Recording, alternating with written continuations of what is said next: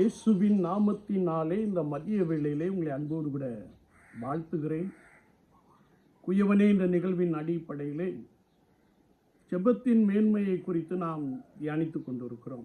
இன்றைக்கும் யோபுவின் புஸ்தகம் 42ஆம் அதிகாரம் 10ஆம் வசனத்தை நாம் வாசிக்கின்ற போது, யோபு தன் சிநேகிதருக்காக வேண்டுதல் செய்த போது கர்த்தர் அவன் சிறையிருப்பை மாற்றினார்.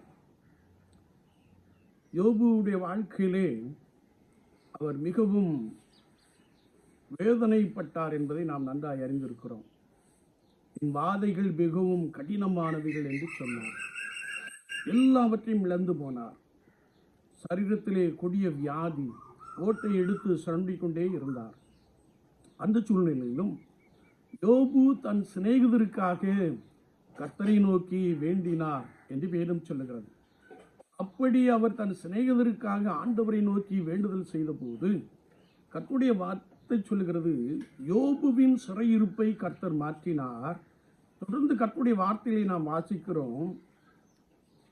அவன் இழந்து போன எல்லாவற்றையும் இரண்டத்தனையாய் பெற்றுக்கொள்ளும்படியான பெரிய சிலாக்கியத்தை கர்த்தர் அவனுக்கு கொடுத்தார். என்னை கேட்டுக்கொண்டு இருக்கிற என் அன்பு சகோதரனே, சகோதரியே, நீங்கள் மற்றவர்களுக்காக கர்த்தரை நோக்கி வேண்டிக் கொள்ளுகின்ற பொழுது அவர் உங்களை ஆசீர்வதிக்கிறார்.